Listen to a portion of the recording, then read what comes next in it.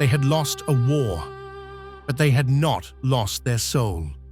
From the ashes of defeat, the weary turned their steps to one last refuge, Harar, a city of walls, of minarets, of whispered prayers. Here, the widow of the lion, Fatima Bint Mahfuz, carried not a crown, but a cloak drenched in her husband's blood. Behind her came orphans, widows and warriors, too tired to lift a sword. Yet within Harar's gates, sorrow would be forged into memory, and memory into legacy. The empire of faith would live again, not by steel, but by the pen.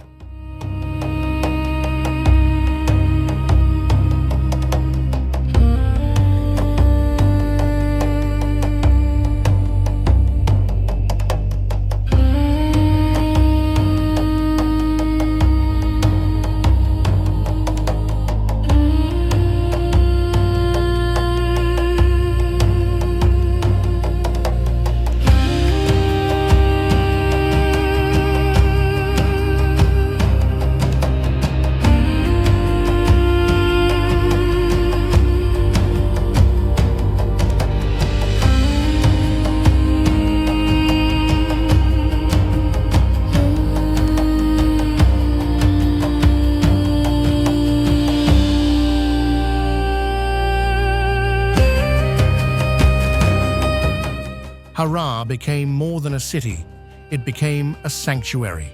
Its walls, ancient and scarred, opened to receive the broken. Here the scattered tribes found shelter. Here the Quran was recited once more.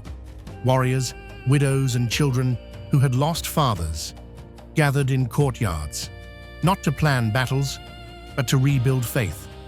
Harar's streets carried verses instead of war cries. The Horn of Africa had seen thrones rise and fall, but Harar rose as the throne of memory.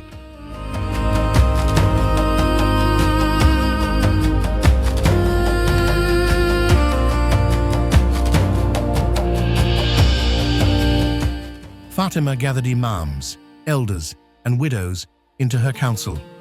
No voice was too small. She gave space to the grieving and raised the orphaned to stand as heirs of a greater legacy.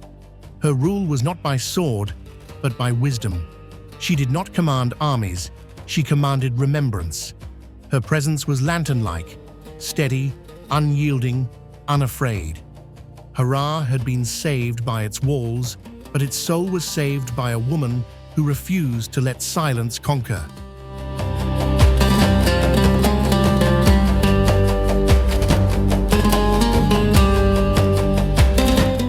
She knew empires could fall in fire, but words survived in ink and memory.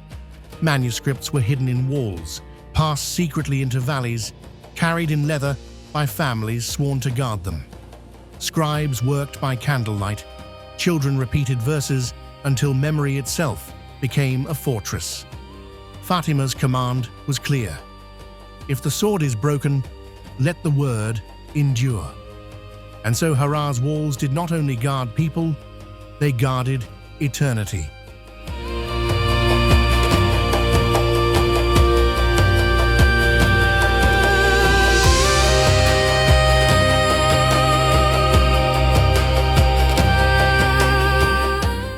The city that had once echoed with the clash of steel now echoed with children's laughter. Their games carried the rhythms of Quran. Their songs remembered warriors and martyrs, fathers and mothers. Fatima walked among them, cloaked and watchful, blessing them as heirs of a story greater than conquest. She taught them that survival was not weakness, but victory, and their voices, high and fragile, became the truest banners of her people's endurance.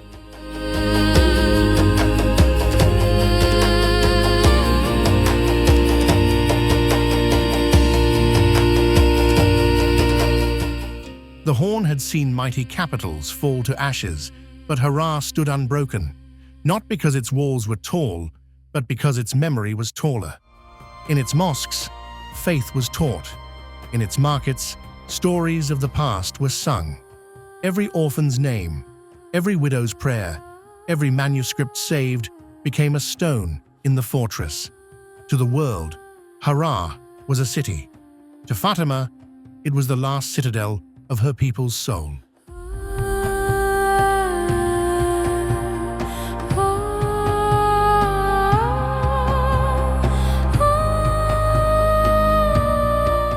Fatima had not inherited a crown, but she forged one from endurance.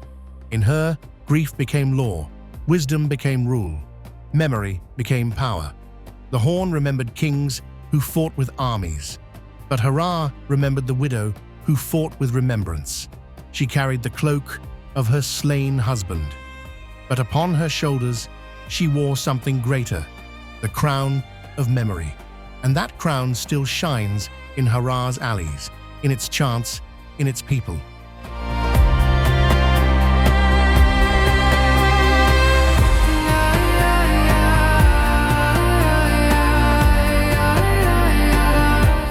The war had ended, but the story had not. In Harar, the past was not buried, it was preserved. Fatima Bint Mahfuz, known as Bati Del Wambara, crowned herself not with jewels, but with grief turned into light. The Horn of Africa would never forget the generals and kings who fought. But in Harar, they remembered the queen who preserved. The legacy of Harar was not carved in stone, but carried in hearts, a fortress no empire could destroy.